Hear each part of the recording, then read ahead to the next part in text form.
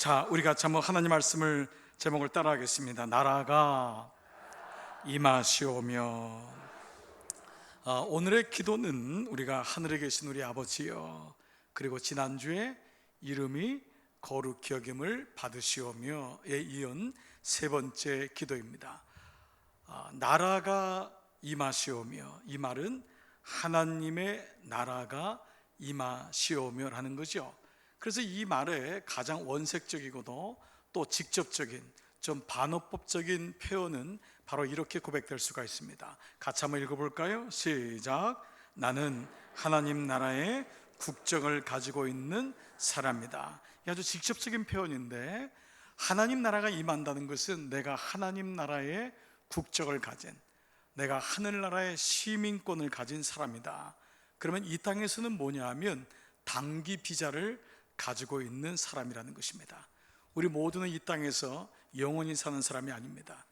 우리의 본향이 하늘임을 말씀하는 것이 나라가, 하나님의 나라가 임하시오며 라는 것입니다. 우리 지난주에 우리 어머님을 천국에 보내신 가정이 있습니다. 어머님이 74세밖에 되지 않았습니다. 옛날 같으시면 몰라도 요즘 같으시면은 건강하실 나이인데 그 자녀들이 하는 말이 무엇입니까? 이렇게 빨리 가실 줄은 몰랐습니다 라는 것입니다. 우리 인생이 그렇습니다. 어느 사람은 20년의 단기 비자를 가지고 이 땅에 오는 사람이 있고, 50년의 비자를 가진 사람이 있고, 70년, 80년의 비자를 가진 사람이 있습니다. 우리가 아무리 건강하다 해도 주님 부르시면 가는 것이 이 땅입니다. 그래서 나는 하늘나라의 비자를 가진 사람, 하늘나라의 시민권자다 라고 하는 것이 오늘 말씀의 밑에 깔렸던 말씀입니다. 오늘 참 감사한 것은 성가대가 고백했던 마라나타여 주 예수여 오시옵소서, 이 말씀은 성경의 맨 마지막인 요한계시록 21장 10절 말씀입니다. 아멘, 주 예수여 오시옵소서. 그런데 예수님이 오시옵소서라고 했는데 이것이 영어 표현에 뭐라고 나와 있냐면 Your kingdom, thy kingdom, your kingdom come soon. 주님이 오시는 것과 주님의 나라가 오는 것을 같은 말로 쓴 것입니다. 주님과 주님의 나라가 같다는 것입니다. 주님이 내 안에 오시면 이루어지는 나라가 있는데 그것이 바로 주님의 나라인 것입니다. 내 안에 내 나라가 아니라 하나님의 나라가 있다는 것은 하나님이 주인 되셨다는 것을 말씀하고 있는 것입니다. 그래서 오늘 이 말씀 속에서 우리는 하나님의 나라가 임하시오며라는 말씀을 좀 더 구체적으로 묵상하게 됩니다. 우리는 일반적으로 이 땅에서 삶이 닿으면 가는 곳을 가리켜서 천국이라고 얘기하죠. 그래서 우리는 전도할 때도 예수 믿고 천국 가세요 라고 얘기합니다. 그러나 이 천국은 만약에 죽어서 가는 곳으로만 국한된다면 하나님 나라에 대한 말씀이 너무 부분적인 이해가 되는 것입니다. 천국은 죽어서도 갈 수 있지만은 이 땅에서도 경험되는 것이 천국이라는 것입니다.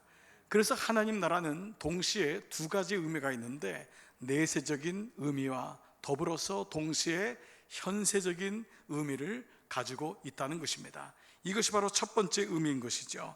그래서 우리가 애창하는 찬송가에 보면 이런 찬송이 있습니다. 내 영혼이 은총 입어 중한 죄짐 벗고 보니 슬픔 많은 이 세상도 어떻게 해요? 천국으로 화하도다. 천국이 되었다는 것입니다. 이 땅이 너무 힘들고 너무 고통스러운데 어느 날 보니까 예수님이 내 안에 오시면서 천국으로 변했다는 거예요. 3절 가사는 이렇습니다. 높은 산이 거친들이 초막이나 궁궐이나 내 주 예수 모신 곳이 그 어디나 하늘나라. 천국이 하늘에 있는 줄 알았는데 내 주 모신 곳이 있기만 하면은 그 어디나 하늘나라가 된다는 것입니다. 그래서 바로 이 말씀 속에서 천국은 내세적이면서 동시에 현세적이라고 하는 두 가지 의미가 있다는 것입니다.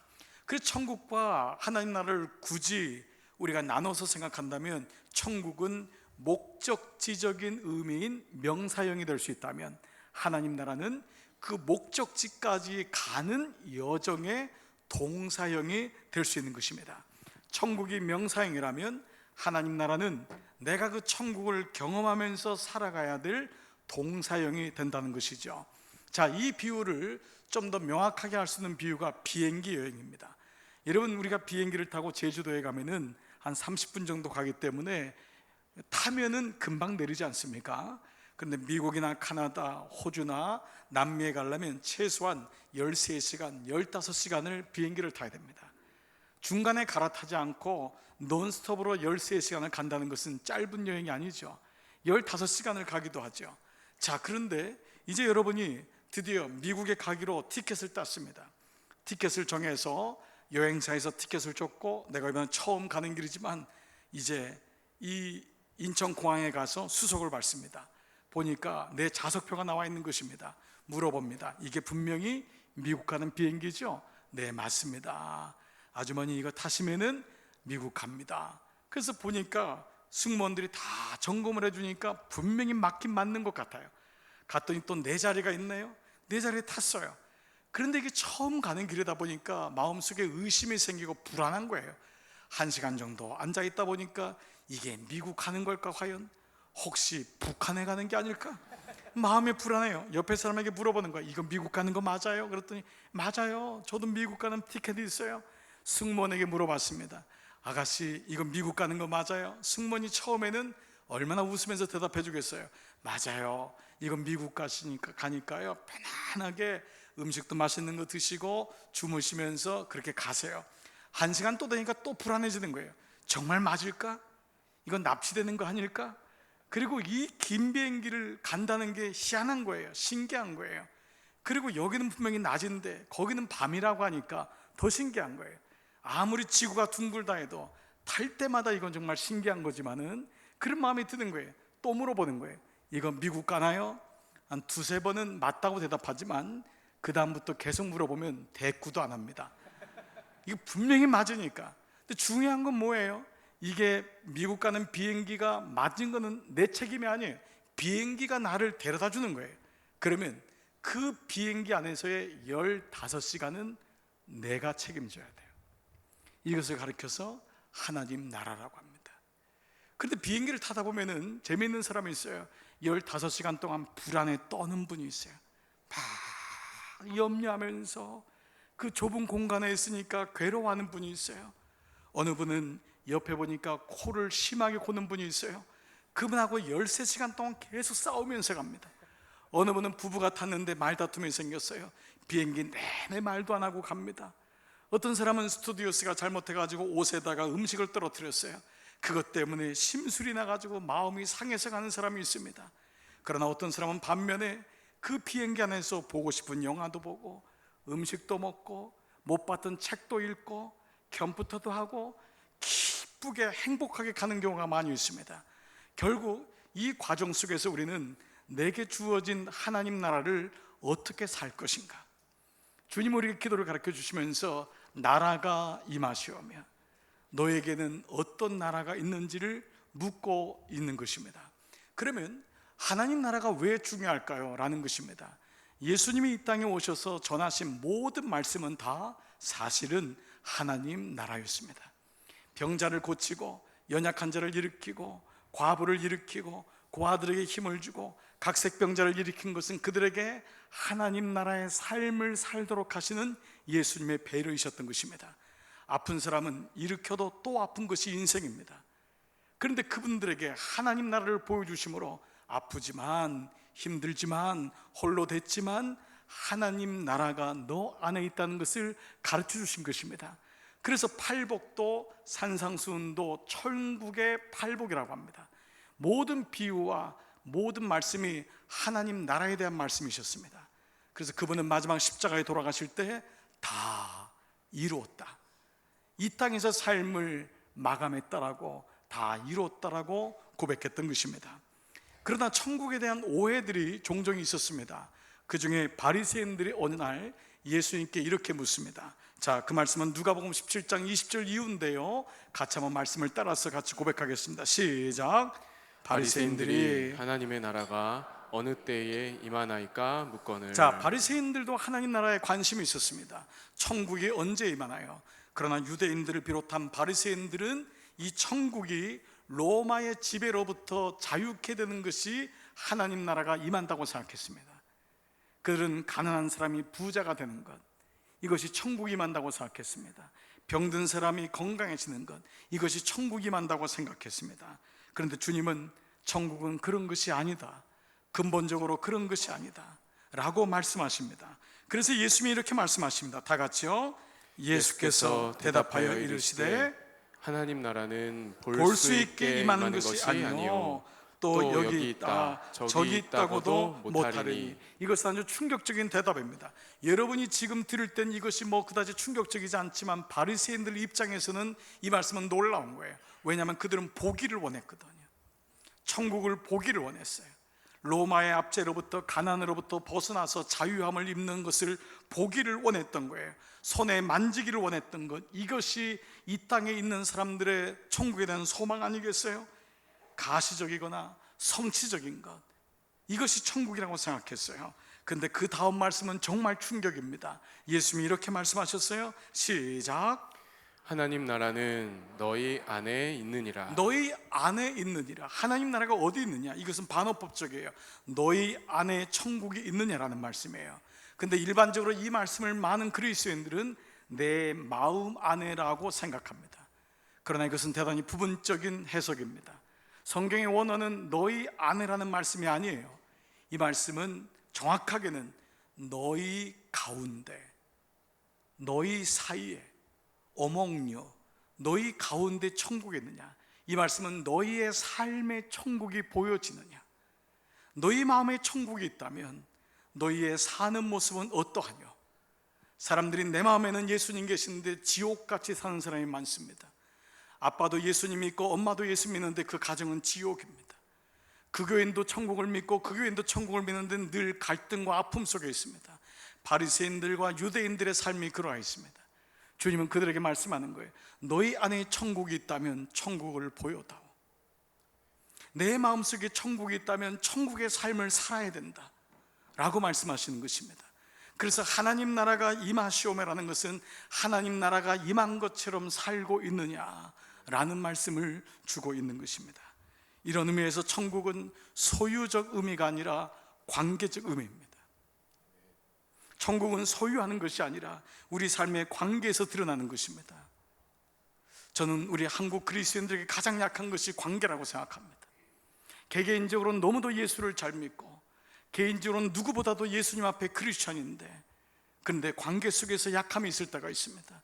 천국은 어디에 있어요? 아내와 남편 사이에서. 천국은 어디에 있어요? 부모와 자녀 사이에서. 천국은 교우와 교우 사이에서, 나의 직장 속에서, 나의 가게 속에서, 나의 생각 속에서, 그 안에서 천국이 이루어져야 된다라는 것입니다. 이 말씀은 대단히 천국에 대해서 놀라운 반전이요 포인트입니다.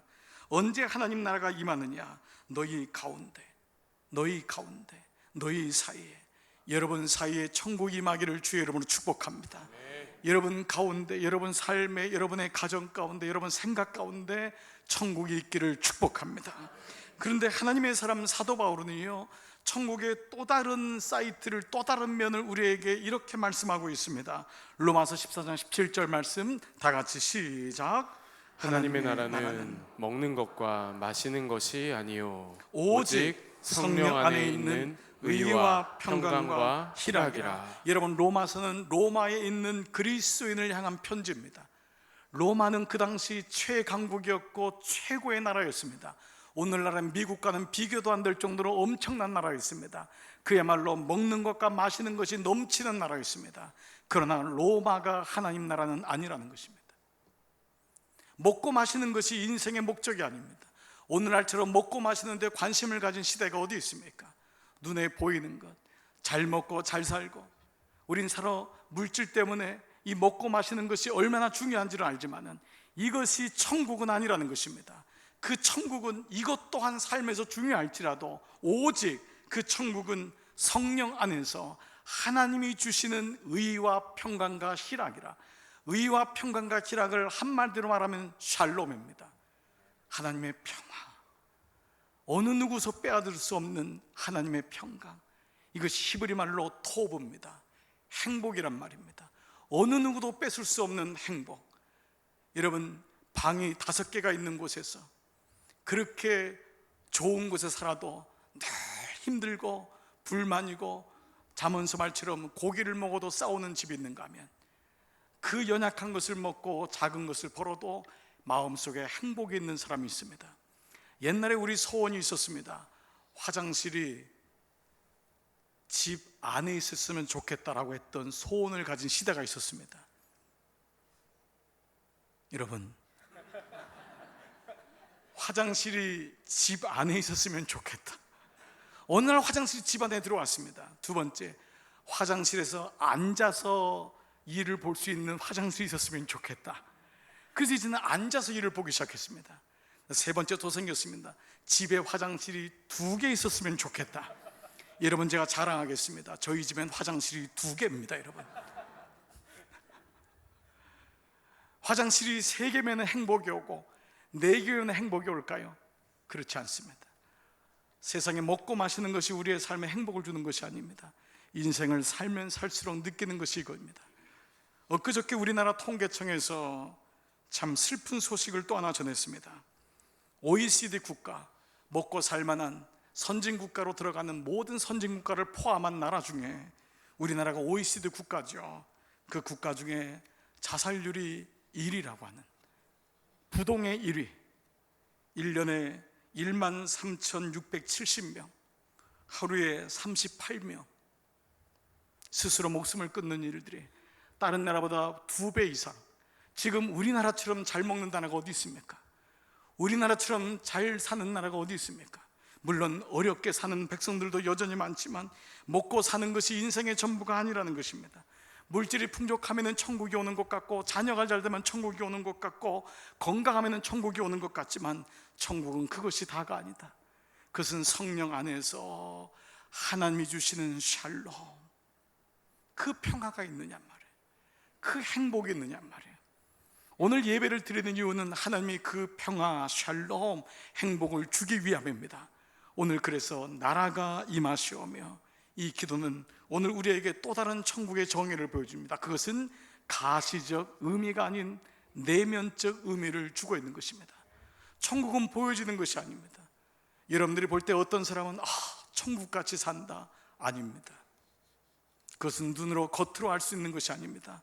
내면적인 내 마음 깊숙한 곳에 누가 주인이냐, 누가 나를 다스리고 있느냐, 누가 우리 집의 주인이냐.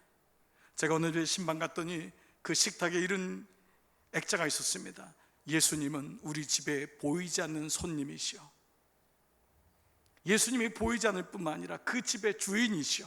보이지 않는 손님이지만 주인이란 말이에요. 우리 집의 주인은 누구냔 말이에요. 나의 주인은 누구냔 말이에요. 그래서 나라가 임하옵시며라는 것은 예수님이 임하옵시며 주님이 임하옵시며라는 말과 똑같다고 말씀을 드렸고, 이것은 바로 나를 다스리고 있는 주어가 누구냐라는 것입니다. 우리는 보통 로드십, 이 말씀을 주재권이라고 합니다. 로드십은 로드, 주님과 플러스 쉽, 배가 혼성된 단어 아닙니까? 이 말은 배 안에 누가 계시냐, 내 인생의 배 안에 누가 있느냐. 예수님의 제자들이 예수님이 배에 있었지만 배에 있는지조차도 모를 때가 많았습니다. 어려운 일이 오고 나서야 주님이 계신 줄 알고 주님을 깨웠던 기사를 우리는 기억하고 있습니다. 주님, 내 안에 로드십, 주님이 내 안의 주인이시냐, 내 인생의 배 안에는 누가 있느냐, 이거를 묻고 있죠. 사실은 자기 나라를 가장 치열하게 살았던 사람, 자기 나라를 이루려고 평생을 애썼던 사람이 하나 있는데, 그게 바로 사도 바울의 전 이름이었던 사울이라고 하는 청년입니다. 사울은 유대인 중에 유대인이요, 모두가 부러워하는 가말리알 문화에서 공부했던 사람입니다. 그리고 무엇보다 그는 유대인이었지만 당시 로마 시민권을 가졌던 유력한 가정에서 태어난 사람입니다. 그야말로 금수저 중에 금수저입니다. 그랬던 사도 바울이 어느 날 그렇게 부인하고 핍박했던 예수님을 자기의 구주로 영접하면서 그는 자기의 나라가 아닌 하나님의 나라가 임하는 것을 경험했죠. 부단히 자기 나라를 쌓았던, 그 자기 나라를 자랑할 수 있었던 그 사람 안에 하나님 나라가 생기자 그가 이렇게 고백합니다. 갈라디아서 2장 20절 시작. 내가 그리스도와 함께 십자가에 못 박혔나니 그런즉 이제는 내가 사는 것이 아니요 오직 내 안에 그리스도께서 사는 것이라. 여기 이제는이란 말은 이제 분기점이 된 거예요. 예수님을 구주로 영접하고 나니까 이제는 뭐가 바뀌었냐면 내가 사는 게 아니라, 여러분 우리가 다 살고 있지 않습니까? 근데 바울이 어떻게 이런 고백을 할까요? 내가 사는 것이 아니라 오직 내 안에 누가 산다고요? 그리스도께서 살고 있다는 거예요. 주님이 주인 되셨다는 거예요. 이것은 정말 놀라운 고백이 아닐 수가 없습니다. 사람은요, 주인이 내가 아니든 뭐든지 주인이 될 수 있습니다. 여러분이 주인 되면은 여러분을 가장이라고 부릅니다. 그런데 그렇게 되면 내 나라가 임하는 것입니다. 내 뜻대로 안 되면 그때부터 속상하고, 내 뜻대로 안 되면 그때부터 부부싸움하고, 내 뜻대로 안 되면 화가 납니다. 왜 그렇죠? 내 나라가 있기 때문에 그렇습니다. 돈이 나의 주인이라면 돈의 나라가 임하는 것입니다. 내 인생의 불만이 내 인생의 주인이라면 불만의 나라가 임하는 것입니다. 근심과 염려가 내 주인이라면 근심과 염려의 나라가 임하는 것입니다.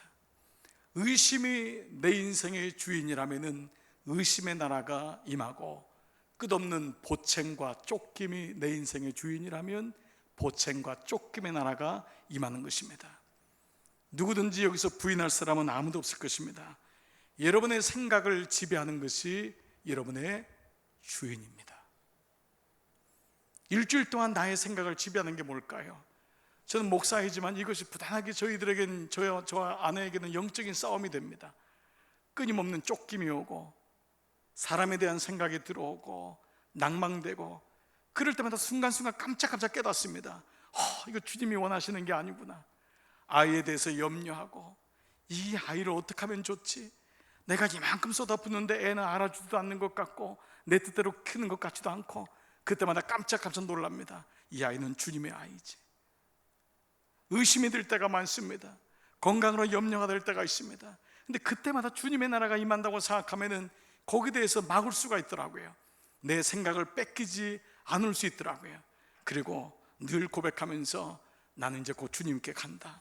나는 주님 하늘나라의 시민권자다. 그리고 이 고백을 하면 얼마나 편한지 몰라요. 왜냐하면 이제 남은 인생은 옛날처럼 살지 않겠다는 거예요. 불안해하고 힘들어하고 쫓기면서 살지 아니하고 감사함으로 살겠다고. 제가 아내에게 나는 내가 하늘나라 가면은 숨이 멎어지면 거기다가 묻어줘요. 내가 이렇게 화장해줘요. 그러면 또 집사람은 그렇게 다 하겠다고 또 그래요. 제가 이런 얘기하면 보통 부인들은 아유 그런 얘기하지 마세요 하는데, 제가 화장해줘요 그러면 목사님 걱정하지 마세요. 그냥 목사님 편하게 가세요. 내가 다 알아서 해줄 테니까. 처음엔 굉장히 야속한데 그 얘기를 들으면서 마음이 편해요. 아 그렇구나. 내가 그거 걱정할 것도 아니구나. 난 하나님 나라의 시민권을 가졌으니까. 그렇잖아요. 내가 앞으로 남은 인생을 왜 이렇게 허덕이고 불안해하고 쫓기면서 염려하며 살 이유가 어디 있어요? 하나님 주신 은혜를 누리면서 이 땅에서 토부 행복을 하고 샬롬 하나님의 평화가 임하고, 나는 여러분들의 남은 여생이 그렇게 되기를 축복합니다. 근데 이것은 여러분들의 결정입니다. 천국은 하나님이 주셨지만 하나님 나라를 어떻게 살 것인지를, 하나님 나라를 지옥으로 만들 것인지 하나님 나라를 감사의 나라로 만들 것인지는 우리의 선택이에요. 교회를 세우신 것은 주님이시지만 이 교회를 어떻게 만들 것인가는 우리의 책임인 거예요. 가정을 주신 것은 주님이지만 그 가정을 어떻게 만들 것인가는 주님이 주신 것에 대한 우리의 책임인 것입니다. 여러분들이 잘 아는 88 올림픽 때 그 문화부 장관을 역임했던 이어령 교수님이 계십니다. 이분은 20대에 이미 조선일보의 논단위원이 될 정도로 엄청난 사람 아니었습니까? 정말 똑똑하신 분이고, 이분의 문학적인 그 날카로움, 지성의 칼을 통해서 얼마나 많은 사람들이 감동을 받기도 했습니까? 근데 이분은 그러나 20대부터 철저한 무신론자였고 사변론자였습니다. 그는 종교를 가지고 있거나 예수를 믿는 것에 대해서는 너무도 가혹하게 칼질을 했던 사람입니다. 그 사람은 의지가 약한 사람이고 그 사람은 참으로 안타까운 사람이다. 이런 글들을 참 많이 썼던 사람입니다. 그랬던 그가 예수님을 알게 된 이유는 오직 한 사람 때문이었습니다. 바로 눈에 넣어도 아프지 않을 그의 딸 이민아 씨 때문이었습니다. 이민아 씨는 이대 영문과를 3년, 2년 반 조금 지나면서 졸업했던 사람입니다. 얼마나 똑똑한 사람입니까? 미국에 유학 보냈더니 1년 만에 변호사 바코드를 통과했던 사람입니다. 그리고 3년 후에 캘리포니아에서 한인으로 최초의 여자 검사가 됐던 사람입니다. 그러니 정말 대단한 사람입니다. 결혼도 국회의원이랑 했습니다. 어디에다가도 놓치지 못할 엄친아 같은 그런 자랑스러운 딸이었는데 어느 날 아버지하고 결별하게 되는 일이 일어났습니다. 이 딸이 아버지가 그렇게 경멸하던 예수를 믿는다는 소식이 들려왔기 때문입니다. 편지마다 딸은 아버지, 내가 예수님을 영접한 후에 내 삶에 이런 변화가 있었어요. 그런데 그것은 아버지가 제일 싫어하던 소식이었습니다. 그래서 아버지는 이 딸을 떼어놨고 결별하자고까지 얘기를 했습니다. 그런데 어느 날 이 이민아 씨가 갑상선 암을 시작해서 안구암으로 퍼지기 시작했고 암은 재발되기 시작했습니다. 그리고 또 손주가 소암에 걸렸습니다. 손주와 딸이 앓고 있는 걸 보면서 아버지는 마음이 무너졌지만 끝까지 속으로 기대했던 것은 이제 예수를 그만두고 아버지에게 올 줄을 기대했습니다. 그런데 놀라운 일이 벌어졌습니다. 도대체 이민아 씨는 여기 대해서 불평을 하지 않는 것입니다. 오히려 변호사 개업을 하면서 그렇게 돈을 벌어서 이제는 잘 사는 줄 알았더니 그 돈을 가지고 약물 중독되네, 마약하는 아이들, 총기 사건 일어난 아이들, 그런 사춘기에 있는 젊은 애들을 찾아가서 무료로 배임을 해주고 변호를 해주는 것입니다. 아버지가 볼 때는 어리석은 거예요. 돈을 벌고 그 명예를 누려야 되는데 이 딸은 그렇게 살지 않고 반대로 사는 것입니다. 그러던 차에 아버지는 어느 날 이 딸이 믿었던, 이 아버지의 고백대로 하면 딸이 믿었던 딸의 하나님을 알게 되는 과정이 일어납니다. 그리고 그는 교토에서 그는 세례를 받을 때 이제는 딸의 하나님이 아닌 나의 하나님을 알게 되었다. 이 고백을 하면서 그가 쓴 책이 바로 지성에서 영성으로라고 하는 책이 아닙니까? 2012년 그렇게 사랑했던 딸이 결국은 하나님 부르심을 받았습니다. 그때 이 이어령 씨가 딸의 장례식 가서 고백했던 말이 있습니다. 그리고 그 고백이 딸의 묘비명이 되었습니다. 놀라운 충격적인 말이었는데 바로 이 말이었습니다. 나의 딸 미나는 땅에서 하늘을 살았던 사람이다. 나의 딸 미나는 땅에서 하늘을 살았던 사람입니다. 어떤 삶이 도대체 땅에서 하늘을 사는 삶일까요?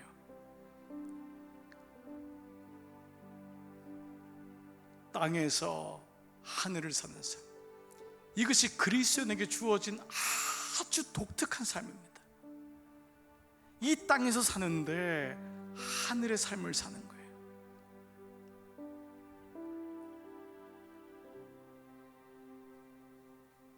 그리스도인은 그분의 나라가 지금 여기에 임하기를 기도하는 사람을, 내가 죽어서 이 땅에서 고생 바가지로 한 다음에 죽으면 되지, 뭐 천국 가면 되지 라고가 아니라 이 땅에 사는 동안 지금 여기서 하나님 나라를 누리는 사람, 이 사람이 그리스도인이라는 거예요. 그래서 이것이 우리에게 주어진 숙제라는 거예요. 예수님이 내 안에 있을 때, 그 예수님께 나의 삶을 맡길 때, 내가 그분의 이름을 거룩히 여김을 받을 때 우리는 비로소 이 땅에서 그 나라의 삶을 살 수 있다고 하는 하나님의 은혜를 주신 것입니다. 예배가 무엇입니까? 그 나라가 임하옵시며 그 나라의 삶을 연습하는 것이 예배이고, 오늘 받았던 말씀을 가지고 세상에 나가서 이 세상 속에서 하나님 나라의 삶을 살아가는 것입니다. 여러분이 하나님 나라를 살지 못하게 방해하는 것이 많을 거예요. 그것이 사람이든, 그것이 건강이든, 그것이 관계이든, 그것이 때로는 자녀이든, 여러분의 배우자이든, 어떤 모습이든, 그러나 그 안에서 내가 내 인생의 주인이 아님을 고백하며 그것들 안에서 여전히 나는 하나님의 나라를 살 수 있는가, 이것이 오늘 우리에게 주어지는 숙제요, 말씀인 것입니다. 그래서 예수님은 오늘 우리에게 기도를 가르쳐 주십니다. 나라가 임하시오며. 워싱턴 포스트지에서 아주 흥미로운 실험을 한 적이 있습니다. 여러분 아시는 분 중에 하나인 최고의 이 바이올리니스트 중에 한 분이 이 조슈아 벨이라는 분이 있습니다. 이번에 입장권 연주를 한번 들으려면 수천 불을 내야 되는 거예요. 몇백만 원을 내야지 들을 수 있습니다. 그것도 못 듣습니다. 금방 하루 이틀만 매진이 됩니다. 이 워싱턴 포스트지는 이 조슈아 벨을 거리에 악사 옷을 입혀서 모자를 쓰게 해서 지하철역에서 연주를 하게 했습니다. 그리고 무려 350만 달러 40억짜리의 바이올린 스트라디바리우스라고 하는 그 명기를 들고 연주하게 했습니다. 그것도 소위 제일 많이 전문 업종의 사람들이 지나가는, 그 변호사, 검사, 의사, 교수들이 제일 많이 지나가는 워싱턴의 바로 랑팡 플라자라고 하는 지하철역에서 연주를 하게 했어요. 그래서 조슈아 벨은 이런 걱정을 했습니다. 사람들이 나를 알아보고 나에게 사인을 하느라고 막 오면 어떡하냐고, 악기를 빼앗기면 어떡하냐고 얘기를 했습니다. 아침 7시 50분부터 무려 45분 동안 이 사람의 연주가 진행됐습니다. 자, 여러분 어떤 일이 일어났을까요? 놀랍게도 그 사람이 조슈아 벨이라는 사람을 알아차린 사람은 아무도 없었어요. 그 아름다운 그 음악을 듣기 위해서 수천 불을 지불해야 되는 그 음악이 흘러나오는데도 그 음악을 귀담아 듣는 분이 아무도 없었어요. 사람들은 다 휴대폰으로 누군가하고 소리를 지르고 얘기하고 신문을 보고, 어떤 사람은 앞을 향해서 달려가기 시작했고, 그런 사람들이 계속 바쁘게 움직이고 있었어요. 아무도 이 사람이 누구인지, 이 사람의 이 악기의 연주가 무엇인지를 조차 모르고 있었다는 것입니다. 제가 이 이야기를 들으면서 문득 저에게 울림이 되었어요. 우리가 사는 세상이 이와 같을 수 있구나. 하나님이 우리에게 당신의 모습을 보여주고, 하나님이 우리에게 당신의 말씀을 들려주시는데도 우리는 다 우리 안에 있어서 하나님의 음성을 듣지 못하고 절망하고 낭망하고 바쁘다는 핑계로 내 나라를 이루려고 살고 있는 모습은 아닌가라는 것입니다. 하나님 나라가 임하려면 하나님의 모습을 알고 하나님의 음성을 들을 수 있어야 됩니다. 부모가 하나님 말씀에 귀를 기울일 때에 그 가정에 그 나라가 임하는 것입니다. 오늘 우리 안에 하나님의 모습을 볼 수 있는 눈이 있습니까? 하나님의 음성을 들을 수 있는 귀가 있습니까? 사랑하는 여러분, 오늘 예수님이 우리에게 원하십니다.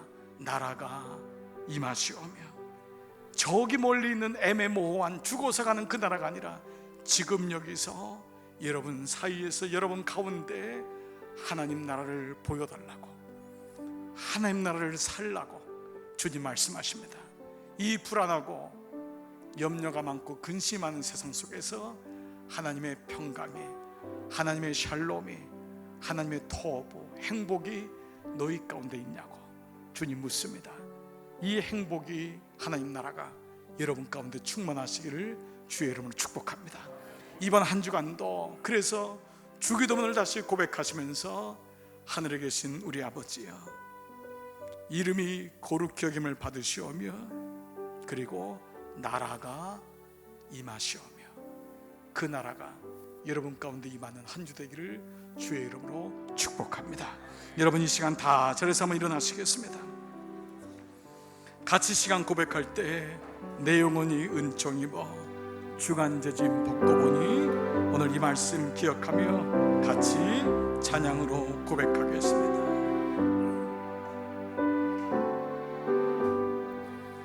내 영혼이 은총 입어 중한죄짐 벗고 오니, 슬픔 많은 이 세상도 천국으로 화도다. 할렐루야 찬양하세. 내 모든 죄 사함받고 주 예수와 동행하니, 그 어디나 하늘나라 주의 얼굴 뵙기 전에 멀리 뵈던 하늘나라 내 마음속에 이루어진 날로 가깝도다.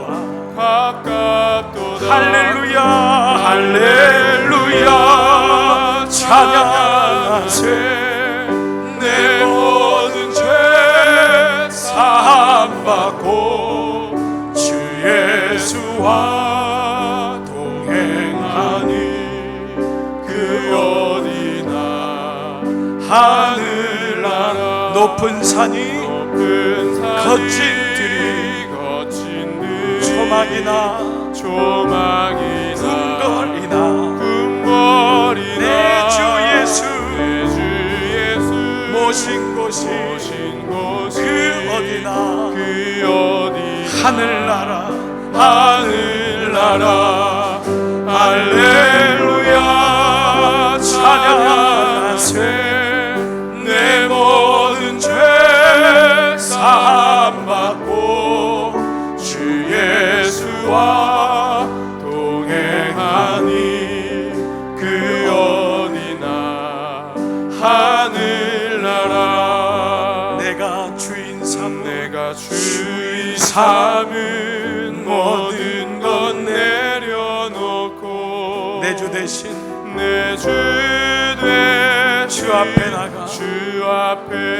나가 내가 사랑했던 모든 것 내려놓고 주님만 사랑해. 내가 주인 삼은 모든 것 내려놓고 내 주 대신 주 앞에 나가 내가 사랑했던 모든 것 내려놓고 주님만 사랑해. 주 사랑 거친 풍랑에도 깊은 바다처럼 나를 잠잠케 해. 주 사랑 내 영혼의 반석 그 사랑 위에 주 사랑 거친 풍랑에도 깊은 바다처럼 주님 나를 잠잠케 하시네. 아멘. 주 사랑 내 영혼의 반석 그 사랑 위에 서리. 사랑하는 여러분, 우리가 이 시간 우리의 입술로 기도하기 원하는데요, 예수님이 나라가 임하시오며 오늘 그 나라가 너희에게 임하였음을 말씀하고 그 나라가 임하도록 하나님 우리에게 주님이 나의 주인 되실 것을 말씀하십니다. 내가 내 나라의 주인 될 수 없습니다. 내 나라가 아닙니다. 주님의 나라입니다. 나는 하늘나라의 국적을 가진 사람입니다. 주님이 나의 주인 되셔야지만 진정한 평화와 안식이 그 나라가 임할 수 있습니다. 하나님, 오늘 이 땅에 살면서 주님의 나라가 내 안에 있게 하여 주옵소서. 주님, 내가 사는 직장, 내가 사는 가정, 주님의 나라가 임하게 하여 주옵소서. 우리 자 함께 말씀 붙잡고 기도하겠습니다. 살아계신 아버지 감사합니다. 오늘 이 말씀을 붙잡고 주 앞에 나갑니다. 주님, 사는 종들 삶 속에 하나님 나라가 임하는 삶 되기를 간절히 소원합니다. 아버지, 내가 주인 돼서 다스릴 수가 없습니다. 나의 나라가 아니고 주님의 나라임을 고백합니다. 주님이 붙잡아 주시고 주님이 도와주시는 그런 나라 되기를 원합니다. 아버지, 오늘 나에게 결정하라고 하십니다. 나는 내 나라입니까? 주님의 나라입니까? 오늘 아버지 이 말씀을 가지고 살아가는 종들에게 주님의 나라가 임하여 주님 기뻐하시는 삶을 살 수 있도록 아버지 도와주시기를 원합니다. 원망과 불평과 쫓김과 모체의 인생이 아니고 아버지 불안한 인생이 아니고 지옥 같은 인생이 아니고 주님 원하시는 샬롬, 주님 원하시는 평화가 주님 원하시는 도구 그 행복이 우리 가운데 있기를 원합니다. 주님, 나의 나라가 아니라 주님의 나라임을 주님 임하시기를 기도합니다. 주님, 다스려 주시옵소서. 주님, 내가 맡깁니다. 주님, 나의 자녀도 맡깁니다. 나의 가정도 맡깁니다. 나의 기업도 주님의 기업임을 맡깁니다. 주님, 나에게 믿음을 주셔서 온전히 주를 보게 하시고 주님이 주시는 놀라운 은혜 가운데 나라가 임하는 놀라운 은혜가 우리 가운데 있게 하여 주옵소서. 땅에서 살지만 하늘처럼 살게 하여 주옵소서. 땅에서 하늘을 사는 사람 되게 하여 주옵소서. 좀 더 깊은 마음으로, 좀 더 긴 호흡으로 주님을 바라보게 하셔서 이 땅에서 잘 안 된다고 이것 때문에 마음 상하거나 마음 복잡하거나 약해지지 말게 하시고 한 분 한 분의 삶 속에, 호흡 속에, 대화 속에, 언어 속에 하늘의 언어를 주셔서 하늘의 언어를 가지고 살아가는 주의 백성들로 인도하여 주시옵소서. 주 사랑 거친 풍랑에도 깊은 바다처럼 나를 잠잠케 해. 주 사랑 내 영혼의 반석 그 사랑 위에 서리. 그 말씀 위에 서리. 그 나라 위에 그 나라 위에 서리. 땅에서 하늘처럼 사는 하나님의 사람이 되어 우리의 근본이 하나님의 자녀임을 기억하고 주님, 이 땅에 살면서 힘들고 어렵고 낙심될 때마다 나는 하늘의 사람임을, 하늘로부터 와서 하늘로 가는 인생임을 고백하고 우리에게 남은 여생이 쫓기거나 누군가에게 투사하거나 원망하거나 하나님, 그런 말과 성품으로 살지 아니하고 주님 내게 허락하신 지금 이곳에서 하나님의 마음을 가지고 하나님의 언어를 가지고 하나님의 성품을 가지고 살아갈 수 있도록 하나님, 여기 머리 숙인 사는 종들 한 분 한 분을 만져주시기를 원합니다. 때로 삶이 고달프고 어려워 포기하고 싶을지라도 주님, 우리의 인생이 주님의 것임을 다시 한번 고백하게 하시고 내 인생이 하나님의 다스리실 수 있음을, 주님의 나라가 임하심을 꼭 기억하게 하여 주시옵소서. 오늘 예배 가운데 절망 가운데 온 종들이 있습니까? 마음에 낙심 가운데 온 종들이 있습니까? 우리 주님께서 말씀하십니다. 너 마음속에 나의 나라가 임하였고 너의 삶 속에 나의 나라가 있다고. 주님, 이번 한 주간 우리 일평생 주님 바라보고 끝까지 승리하는 우리 모두 되게 하여 주시옵소서. 사랑하는 여러분, 평안히 돌아가십시오. 복음의 말씀을 들었으니 참 자유인답게 사십시오. 주님께서 여러분을 새로운 순례길로 초대하십니다. 날마다 새로운 마음으로 그 길을 걸어가십시오. 그릇되고 거짓된 길에서 벗어나 주님께서 기뻐하시는 바르고 선한 길을 걸어가십시오. 주님께서 여러분과 함께 하실 것입니다.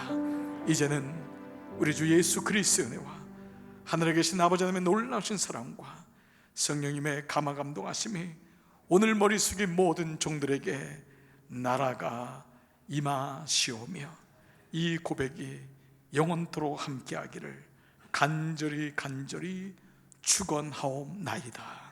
아멘.